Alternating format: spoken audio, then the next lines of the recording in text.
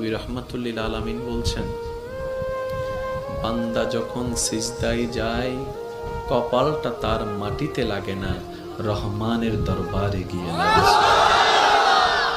আফসোস আমাদের জন্য সেই সিজদাকে না বুঝার কারণে। আপনাদের মসজিদেও হয়তো অনেকবার আপনারা লক্ষ্য করেছেন, রুকুতে না হয় সিজদাতে না হয় বৈঠকে ইমাম যদি কোনো রকম একটু দেরি করে, 5-10 সেকেন্ড যদি একটু সালাম ফিরাতে দেরি করে কিংবা উঠতে দেরি করে, পিছন থেকে একটা কাশি নামক মিসকল চলে আসে। কাশি নামক মিসকল চলে আসে, ও ভাই তুই কাশলি কেন, তোর কি জক্কা হয়েছে? বলে যে না, ঠান্ডা লেগেছে। না তো কাশলি কেন?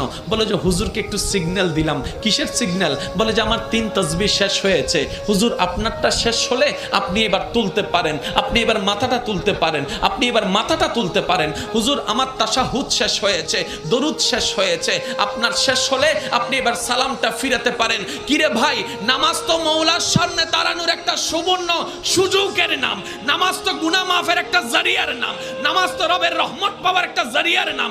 এখানে এসে তুই তাড়াতাড়ি করছিস কেন? বলে যে আফসোস, আমি নামাজটা জেনেছি, বুঝার মতো বুঝতে পারি। জেনেছে তারা শুধু সপ্তাহে জুমার দিন যায়, আজকে যেমন গিয়েছে 2 রাকাতের জন্য।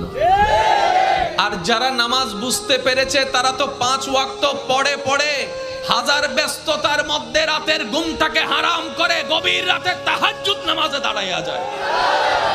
কাউকে টেনে মসজিদে আনা যায় না। ওরা হচ্ছে জান্নেওয়ালা, আমার মতো আপনার মতো। আর যারা নামাজকে বুঝতে পেরেছে, নামাজের স্বাদ বুঝতে পেরেছে, নামাজের মজা বুঝতে পেরেছে, রুকুর মজা বুঝতে পেরেছে, সিজদার প্রশান্তি বুঝতে পেরেছে, তাদেরকে টেনে সিজদা থেকে তোলাও যায় না। সেজন্য এখন আপনারা সিদ্ধান্ত নেন, কি জানার তলে থেকে ঝগড়া করবেন নাকি বুঝার তলে থেকে মওলার সাথে প্রেম করবেন। আপনাদের ব্যাপার, এটা আপনাদের ব্যাপার, আপনাদের ব্যাপার, যার যার ব্যাপার। সব একটা কথা বলি, আল্লাহ আমাদেরকে দুনিয়াতে যতটুকু বিশা দান করেছেন, অর্ধেক হায়াত শেষ, বাকি আছে।